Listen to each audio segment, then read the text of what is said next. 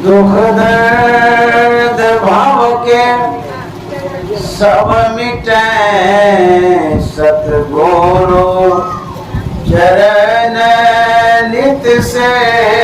ये दुख दर्द भाव के सब मिटे सतगुरु चरण नित से।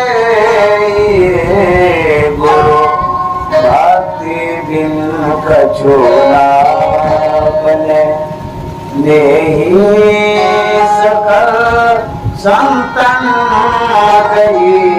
गुरु भक्ति बिन कछु ना। श्री सद्गुरु महाराज की जय। परमाराध्य सद्गुरु महाराज गुरुदेव महर्षि संत सेवी परमानंद जी महाराज गोड्डा जिला स्थित डोहे ग्राम के विशेष सत्संग प्रेमी महानुभाव माता एवं बहनों, आज श्रीमान सीताराम चौधरी के 75वें जन्मदिन पर हम लोग उपस्थित हैं। बहुत बहुत साधुवाद सीताराम बाबू को, दीर्घायु हो, जीवन मंगलमय हो। हम लोग अभी 2 डॉक्टर से सुन रहे, एक डॉक्टर गोल्डन, दूसरा डॉक्टर नीतू। 2 डॉक्टरों का जब सुन ही लिए, अब तो हम पेशेंट बचे, अब हम क्या सुनाएंगे। तो आप लोगों ने सीताराम बाबू के विषय में और जो दोनों डॉक्टर साहब बता रहे थे माता जी के भी विषय में, उन्होंने जो संस्कार दिया, सिखाया, सहेजा, आज उसका परिणाम दिख रहा है। हमारे गुरुदेव महर्षि संत सेवी परमानंद जी महाराज पर भी इन्होंने शोध किया है। ये तो बहुत शिक्षित हैं और अच्छे ढंग से प्रचार प्रसार भी करती है, संत मत का प्रचार करती है, साहित्य के माध्यम से भी, प्रवचन के माध्यम से। तो इन्हें बहुत बहुत साधुवाद है। एक जगह शहर में आंधी तूफान आ गया, पानी भी पड़ने लगा।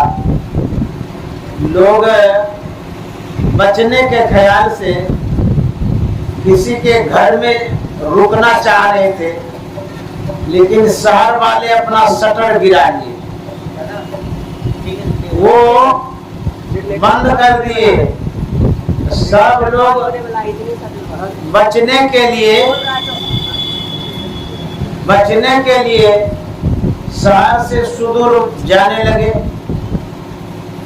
जाते जाते एक कुटिया नजर में आई। लोग वहां गए तो देखे महात्मा जी हैं। महात्मा जी कुटिया में लेटे हुए थे। उस सज्जन ने कहा कि महाराज, बाहर में पानी पड़ रहा है, आंधी तूफान है, कुछ देर के लिए हम यहाँ रुकना चाहते हैं, ठहरने देंगे? उदार हृदय के महात्मा होते हैं। उन्होंने कहा हाँ हाँ, आ जाइए आ जाइए। वो अंदर चले गए। उसी समय दूसरा आदमी आया, कहा कि मैं भी कुछ देर रुकना चाहता हूँ। तो बोले कहा जाइए।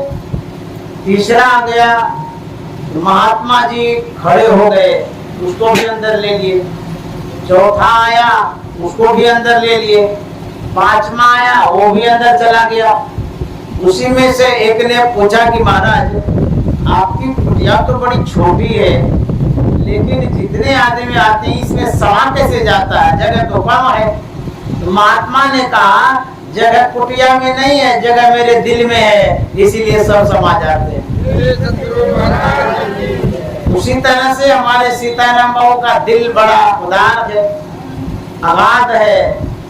सभी श्रद्धावान यहाँ आ जाते हैं, अपनी व्यवस्था में सत्संग कराते हैं और अपने ही खर्च से सत्संग कराते हैं। कितनी बड़ी बात है। जन्मदिन पर खुशी में ये सत्संग कराए और सबों को आमंत्रित किए हैं। भंडारा प्रसाद का भी व्यवस्था है। मत की बात सुन रहे थे, हमारे गुरु महाराज ने एक अच्छे समाज का निर्माण हेतु यह आयोजन किया, आवाहन किया और सत्संग का प्लेटफॉर्म दिया। समाज का सही ढंग से निर्माण संत ही कर सकते हैं। सरकार के पास वैसी क्षमता नहीं है जिससे समाज को सुचरित्र बना पाए। शासक जरूर हुआ, शासन कर पाते हैं, लेकिन समाज को समुचित ढंग से वो सुधार नहीं पाते हैं। समुचित ढंग से संत सुधारते हैं। समाज का सुधार संत कैसे करते हैं, एक संस्मरण के माध्यम से आप लोगों को बताना चाहता हूं। जो संत करते हैं वो सरकार नहीं कर पाती है, वही का काम सुनाने जा रहे हैं। धरारा की बात है, गुरु महाराज ने केला बाड़ी लगाया, बड़ी बड़ी छीमियां लगी थी, बड़ी बड़ी खानियां थी केले में। आसपास के लोगों की नजरें जब पड़ी, उसके मन में लालच आ गया कि बाबा के पास केला का खाने है, इतना केला बाबा क्या करेंगे, ये तो देंगे नहीं, मांगने से चोरी कर लेंगे। कोई लालची आदमी एक दिन रात में जब सब सो गए थे, केला बाड़ी में घुसता, अब बड़का खाने खोजने लगता, सबसे बड़ा जो होगा वही काटेंगे। खोजते खोजते बहुत बड़ा, जिसमें 400-500 छीमियां हो, वो काटा, कंधे पर लेकर के बारी से निकल रहा था। जो सूखा पत्तल था उसमें जो केला अटक गया, खड़खड़ की आवाज हुई। आवाज जो हुई, जो बाबा लोग थे, किसी की नींद खुल गई, वो जग गए तो आवाज हो रही थी, उधर गए, देखते हैं केला बारी में कोई घुसा। धीरे धीरे गए तो देखते हैं कि केला चोर है, केला चोरी कर रहा है। पकड़ा उसको, केला चोर को भी खाने को भी ले लिया और ले गया कमरे में बंद कर दिया। बाबा सोचते हैं कि अभी हलचल होगी तो गुरु महाराज की नींद टूट जाएगी, व्यवधान हो जाएगा, इसीलिए सवेरे इसको सजा दिलाई, केला की खाने और उस चोर को बंद कर दिया। सवेरा हुआ, प्रातः काल उस महात्मा ने गुरु महाराज से कहा, हुजूर रात में वो केला चोर पकड़ा यार। बोले अच्छा कहाँ है? बोले उसको कमरे में बंद कर दिए। बोले कि निकालो निकालो। गुरु महाराज निकलवा लिए। उसके बाद उसको देखने लगे सिर से पैर तक। देख करके गुरु महाराज कहते हैं, इस बेचारे ने रात भर परिश्रम किया लेकिन सफलता नहीं मिली, पकड़ा गया। रात भर जो परिश्रम किया, परेशान हो गया होगा, इसको कुछ खिलाओ पिलाओ। अब मुझे वो चोर है और उसको कहा था खिलाने के लिए, तो बाबा लोग कहते हैं हुजूर इतना भोरे भोर क्या खिलाएंगे, अभी क्या अपने पास है? बोले अपने पास दही चूड़ा होगा। चौका में देखो, गया तो दही चूड़ा लाए, पत्तल में दिया। चोरवा सोचता है खिला पिला के सजा देगा, मारेगा। गुरु महाराज कहते हैं खाइए। क्या वो खाएगा? खाया जाएगा? खा नहीं रहा था। गुरु महाराज कहते हैं आपको कुछ नहीं किया जाएगा, आप खा लीजिए। रात भर परिश्रम किए, थक गए होंगे, भुखा गए होंगे, खाइए आप। बाबा लोगों ने भी कहा, गुरु महाराज कहता था खा लीजिए। तो बेचारा डर के मारे खा तो रहे थे लेकिन डर भी रहे थे, पता नहीं क्या करेगा। जब खाने लगे तो गुरु महाराज ने कहा बेचारा केला खाने के लिए तो चोरी किया था, तो केला तो पकड़ा गया, इसको पक्का केला अपने पास का खिलाओ। गुरु महाराज के पास पक्का केला था, मंगवाया गया। बोले इसको दो खाने के लिए, दही चूरा केला दिया था।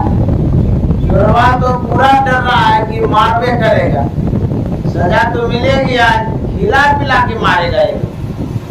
उसके बाद जब खाना पीना हो गया, गुरु महाराज ने कहा कि ये जो केला का खानी है वो कहाँ है? तो महात्मा ने कहा कि वो कमरे में बंद करके रखे हैं। तो बोले वो भी ले आओ। खाने को लाया गया। उस चोरवा को कहता है कि ये ले लीजिए आप और ले जाइए घर, पका करके बाल बच्चा मिल करके खाइएगा। ऐसो को उधार जगवाई, बिन सेवा जो द्रव्य दीन पर, तो सरिस को नाई। संत कितने उदार होते हैं। उसको कंधे पर उठा दिया, वो लेकर के चलने लगा। जा तो रहा था, मन में सोच रहा था बाबा तो हमको कुछ किए ही नहीं, हम चोरी भी किए, उल्टे खिला भी दिया और सब केला भी दे दिया। बड़ा विचित्र बाबा निकले। ऐसे में तो हमको मार वो करते, लेकिन उल्टे खिलाया पिलाया और केला भी दे दिया हमको। कहाँ घर जाइए? वो घर तो जा रहा था, लेकिन उनका ख्याल गुरु महाराज के स्वभाव पर जा रहा था। अब देखिए, घर चला गया वो, लेकिन उसका मन घर नहीं गया, गुरु महाराज के संत व्यवहारों पर घूमने लगा। जब आप किन्हीं वस्तु का चिंतन करते हैं, ख्याल करते हैं, चाहे व्यक्ति हो या वस्तु हो, जहां आपकी दृष्टि जाती है, मन जाता है, उन वस्तुओं में जो गुण होता है वह आप में प्रभाव डालता है। जैसे एक एग्जाम्पल देते, उदाहरण, आम का अचार खाए होंगे, कभी तो खाए ही होंगे। अभी आम का अचार आपके पास नहीं है, मुंह में भी नहीं है, लेकिन यदि याद करने लगिएगा, अभी 5 मिनट याद करिएगा तो पानी आ जाएगा। बुझिए, अचार मुंह में है नहीं, अब पानी क्यों आता है? इसलिए होता है कि अचार में खट्टा का गुण होता है। उस खट्टे पदार्थों को जो आपने ख्याल में लाया, चिंतन में लाया, चिंतन में लाने के कारण वो पदार्थ प्रभावित करता है, प्रेरित करता है, प्रभाव डालता है। खाली ख्याल में लाने से मुंह में खट्टापन आ जाता है। जब एक वस्तु आपके मन पर प्रभाव डालता है, शरीर पर इफेक्ट करता है, प्रभाव डालता है, यदि व्यक्ति का चिंतन करेंगे तो नहीं डालेगा।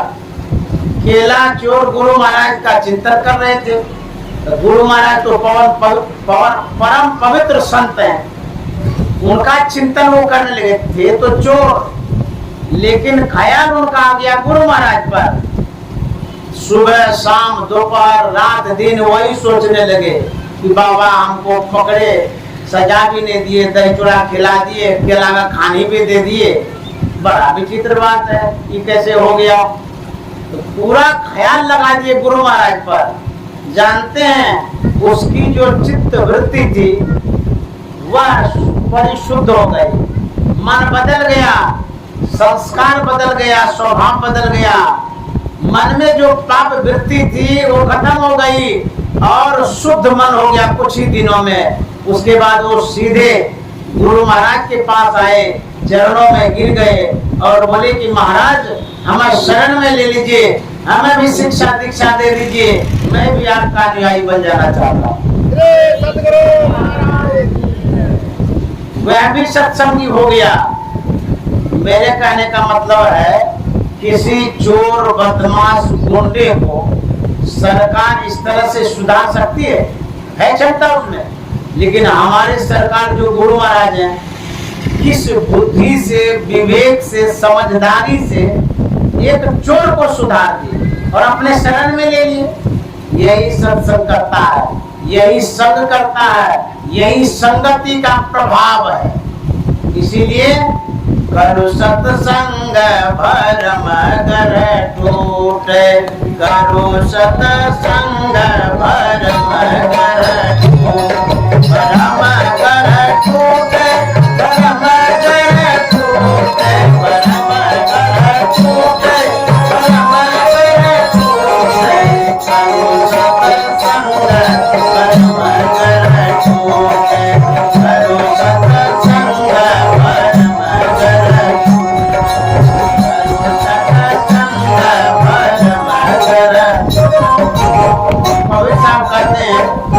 सत्संग करिएगा तो भरम कर टूटेगा।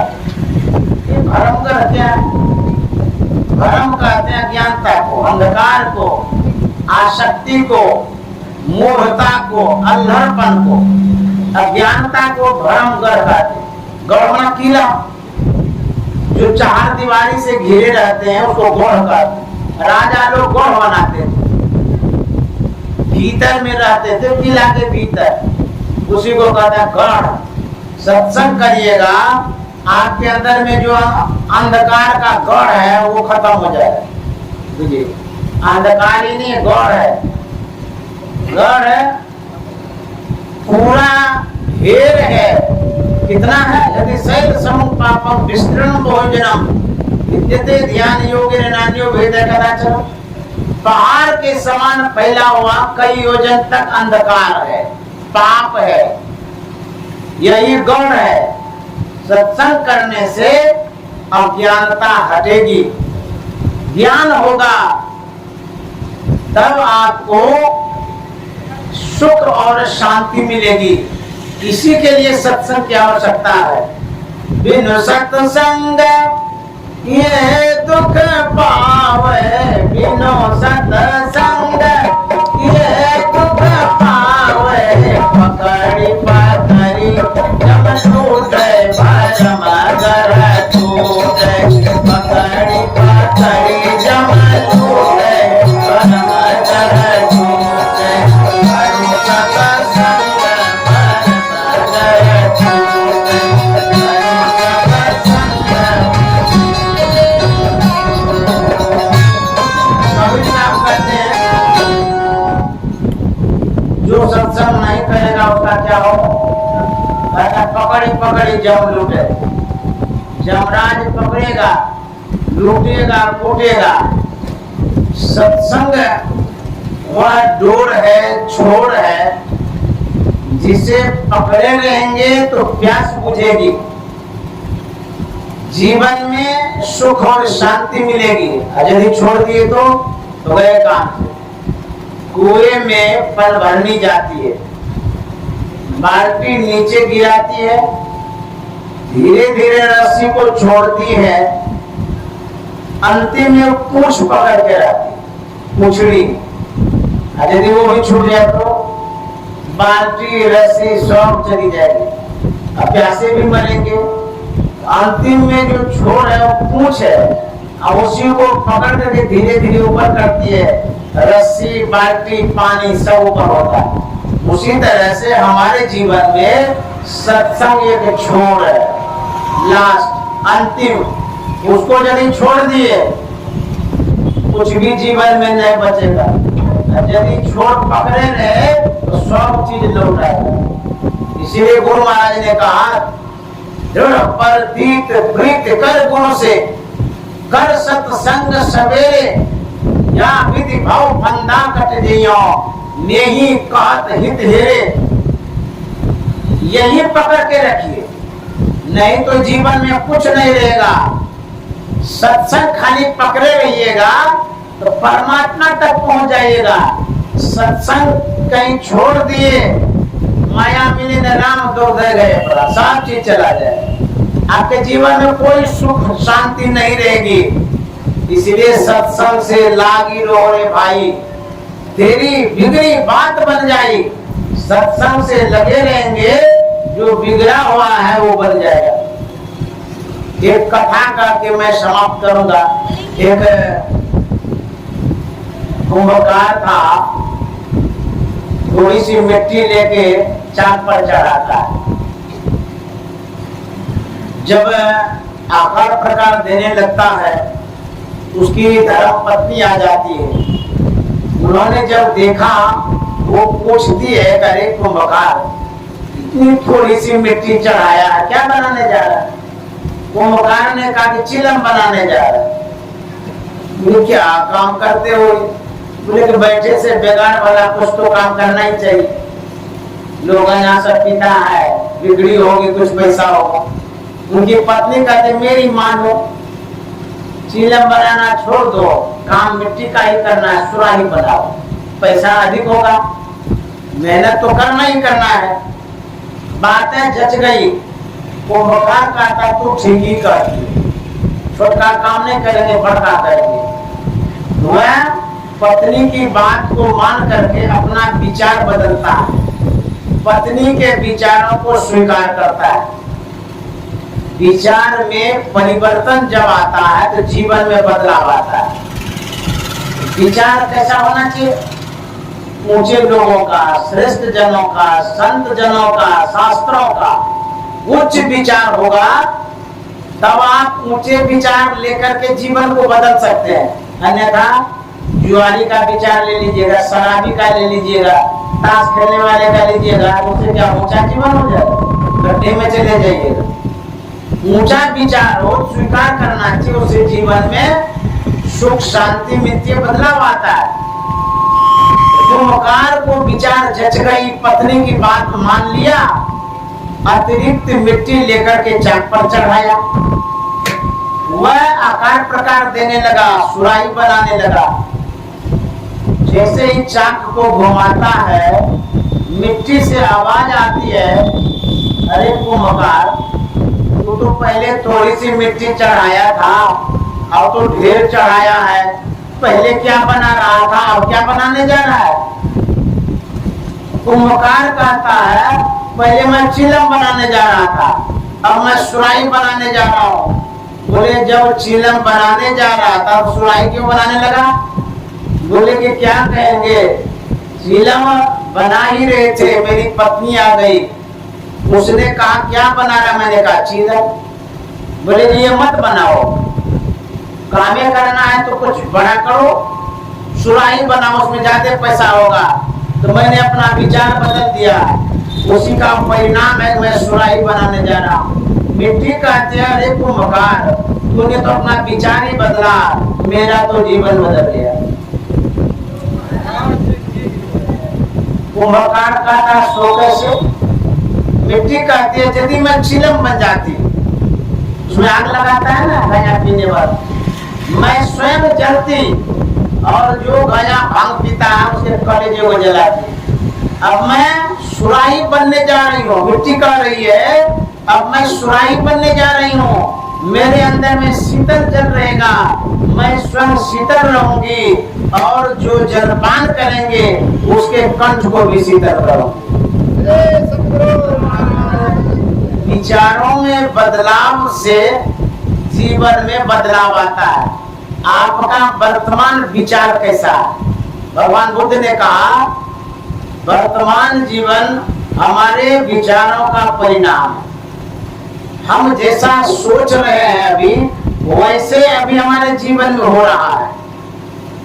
यदि आप अपने जीवन में बेहतर चाहते हैं, बढ़कर चाहते हैं, जैसा आपका जीवन है आपके विचारों का परिणाम है। कहते हैं उस विचारों में बदलाव लाइए। तो किनके विचारों को मानेंगे? कहते हैं जो संतों ने कहा, संत ग्रंथों ने कहा, संतवानियों में जो बातें हैं उनको यदि मानेंगे तब आपका विचार उत्तम होगा। नहीं तो विचार जैसा है वैसा सुख दुख है आपको। यदि विचार में परिवर्तन चाहते हैं, जीवन में परिवर्तन चाहते हैं, बदलाव चाहते हैं, तो आप अपने जीवन में ऊंचे लोगों का विचार समाविष्ट करिए। भरा सत्संग का दरिया नहा लो जिसका दिल चाहे, भरा सत्संग का दरिया नहा